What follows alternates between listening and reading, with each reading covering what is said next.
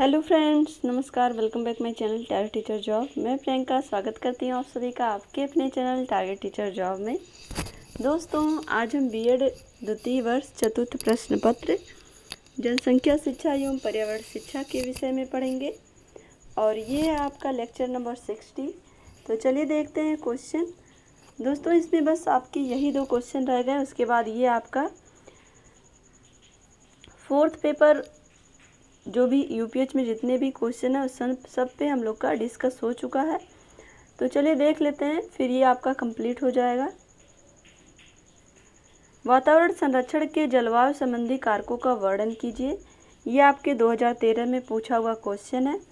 वातावरण संरक्षण में जलवायु की महत्वपूर्ण भूमिका होती है।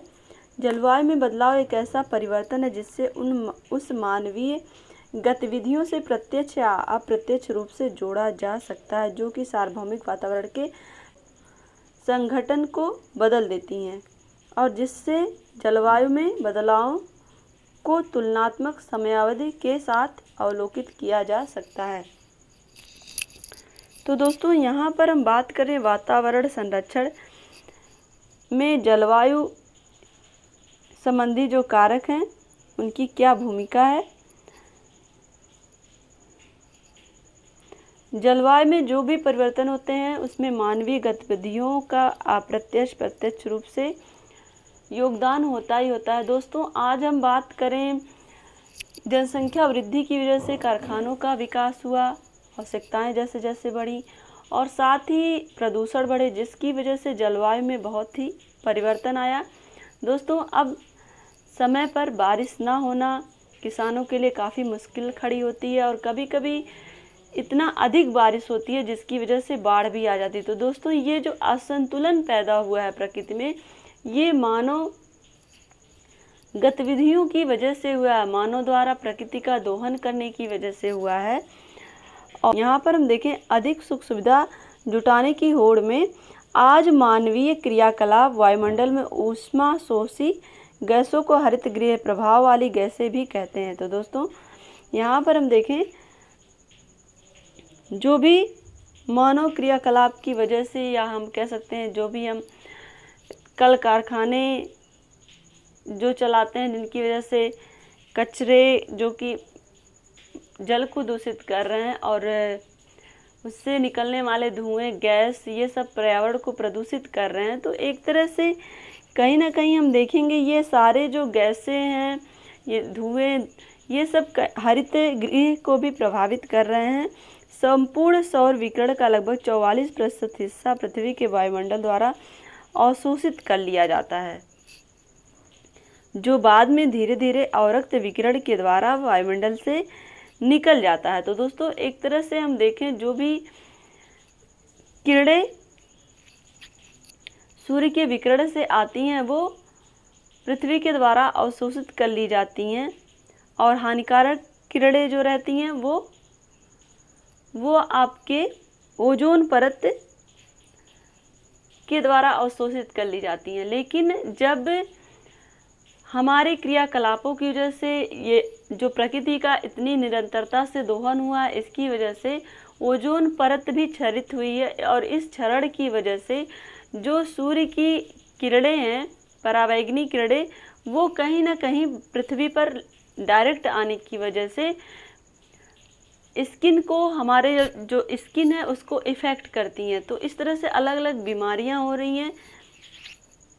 किंतु पिछले 2 दशकों से हमारे वायुमंडल में बढ़ती उष्मा शोषी गैसें जैसे carbon dioxide, nitrous oxide, methane,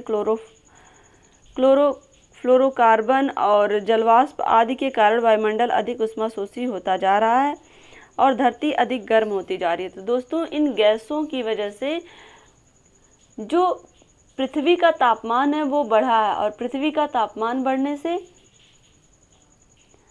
आपको अलग अलग मुश्किलों का सामना करना पड़ सकता है। देखिए दोस्तों, जो पृथ्वी का तापमान बढ़ने से जो ग्लेशियर हैं वो पिघल रहे हैं और उसकी वजह से जो समुद्र का लेवल है वो धीरे धीरे बढ़ रहा है। तो इस वजह से जो समुद्र के किनारे के एरिया हैं वो धीरे धीरे जलमग्न हो रहे हैं। तो कहीं ना कहीं इसका प्रभाव हमें देखने को मिलता है कि मनुष्य जो भी कार्य करता है, अगर वो प्रकृति का दोहन कर रहा है तो प्रकृति भी उससे रुष्ट हो रही है। तापमान में बढ़ोतरी केवल गर्मी बढ़ाने तक ही सीमित नहीं रहती, बल्कि इसका पूरा जलवायु और पर्यावरण पर गंभीर असर पड़ता है तथा जलवायु का पूरा संतुलन बिगड़ जाता है। तो दोस्तों यहाँ पर हम देखें, ये जो तापमान बढ़ा, इससे केवल गर्मी ही नहीं बढ़ी है, बल्कि पूरी जलवायु और पर्यावरण पर भी इसका गंभीर असर हो रहा है। और एक तरह से ये जो जलवायु है वो पूरी तरह से उसका जो संतुलन है वो बिगड़ गया है। दोस्तों आप देखेंगे कहीं पर जब हमें बरसात चाहिए, जब हमें बारिश की ज़रूरत होती है तब बारिश नहीं होती है, और जब हमें बारिश की ज़रूरत नहीं है, पानी की ज़रूरत नहीं है, तब बारिश इतना अधिक होती है कि बाढ़ जैसी स्थिति आ जाती है। तो कहीं ना कहीं ये जो असंतुलन पैदा हुआ है ये मानव की गलत गतिविधियों की वजह से ही हुआ है। कहीं अतिवृष्टि तो कहीं सूखा पड़ने लगता है, तो कहीं पर जंगलों में आग लग जाती है, तो कहीं पर भयंकर चक्रवात अपनी विनाश लीला करता है। तो दोस्तों ये जो प्रकृति का असंतुलन हमें देखने को मिल रहा है, कहीं पर बाढ़ तो कहीं पर सूखा, कहीं पर जंगलों में आग लग जाना। दोस्तों जंगलों में आग लगने से कितने जो जंगली जीव जंतु हैं वो कितने ज़्यादा जो हमारी प्रकृति को मेंटेन रखते हैं वो भी जल जाते हैं, मर जाते हैं, और साथ ही जो प्रकृति का संतुलन था वो बिगड़ जाता है।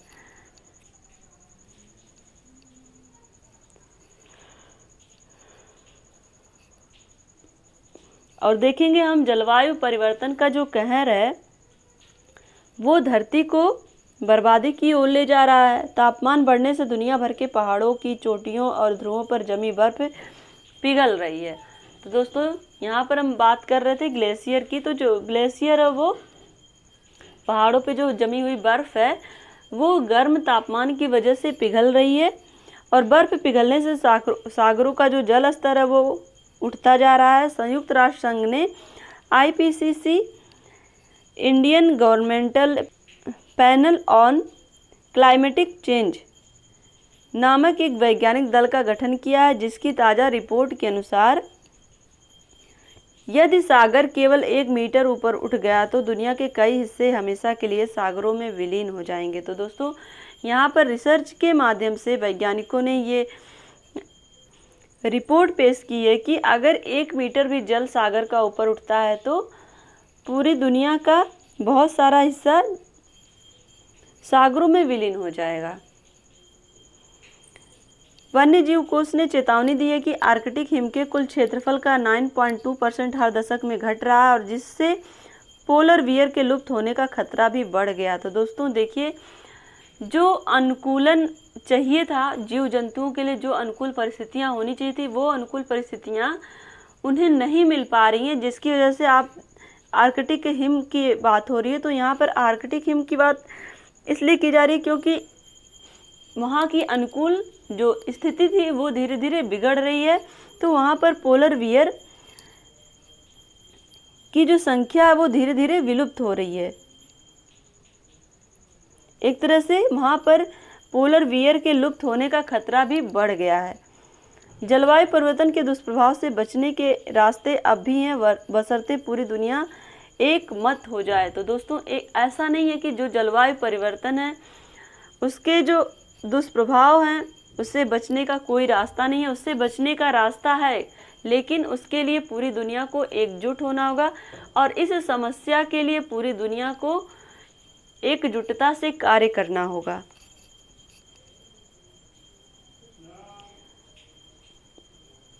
और साथ ही मिलजुल कर जरूरी कदम उठाएं तो धरती और मानव जाति भयंकर तबाही से बच सकती है।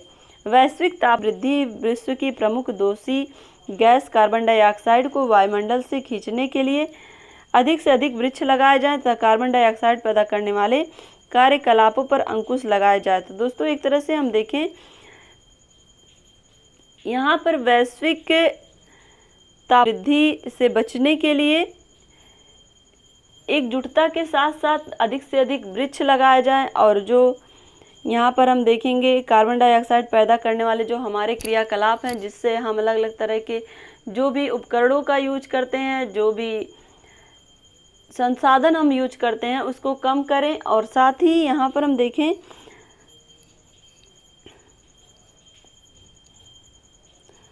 सबसे अधिक कार्बन डाइऑक्साइड ऊर्जा के परंपरागत साधन लकड़ी, कोयला, गैस और पेट्रोल के दहन से उत्सर्जित होता है। तो दोस्तों सबसे ज़्यादा किससे उत्सर्जित होता है?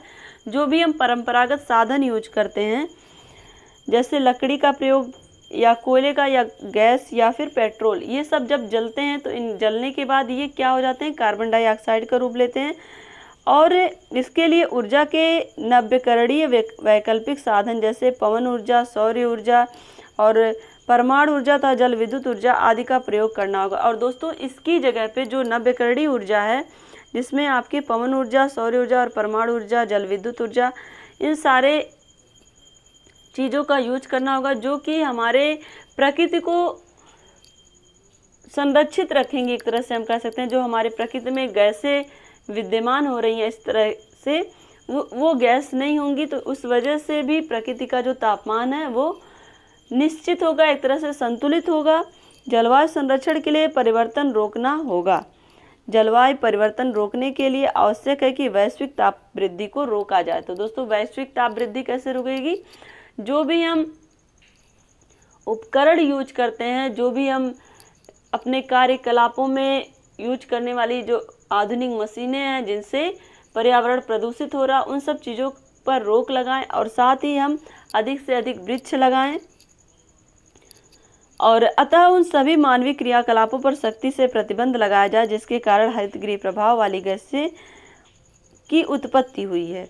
जलवायु परिवर्तन पर अंकुश लगाने के लिए 1997 की क्योटो संधि के प्रावधानों का अनुपालन निष्ठापूर्वक किया जाए। तो दोस्तों ऐसा नहीं है कि विश्व लेवल पर इसके लिए कोई रोकथाम नहीं की है, इसके लिए अलग अलग संगठन बनाए गए हैं और लोगों का ध्यान इसकी तरफ आकर्षित करने के लिए जागरूकता अभियान भी चलाए जाते हैं। और इसके लिए हम देखें तो 1997 की क्योटो संधि के प्रावधान का अनुपालन करने के लिए निष्ठापूर्वक हमें एकजुट होना होगा। परंतु खेद इस बात का है कि चीन व अमेरिका को सर्वाधिक उष्माशोषी गैसों के उत्पादक देश हैं, क्योटो संधि की पुष्टि करने में आनाकानी कर रहे हैं। तो दोस्तों एक तरह से ये जो देश हैं जो अपने आप को पूरे विश्व में आगे रखना चाहते हैं तो ये इसी होड़ में अपने आप को कंट्रोल नहीं कर रहे हैं जिससे प्रत्यक्ष अप्रत्यक्ष रूप से प्रकृति को नुकसान पहुंचा रहे हैं। यदि जलवायु परिवर्तन की प्रताड़ना से बचना है तो समस्त विश्व समुदाय को मिलकर वसुधैव कुटुंबकम की भावना से संयुक्त प्रयास करना होगा। तो दोस्तों इस तरह से ऐसा नहीं है कि हम केवल अकेले ही सब कुछ कर सकते हैं, लेकिन मिलजुल कर कार्य करने से वो कार्य आसान होता है। तो यहाँ पर पूरे विश्व को एकजुट होना होगा जलवायु परिवर्तन के प्रभाव से बचने के लिए और पृथ्वी का संतुलन बनाने के लिए।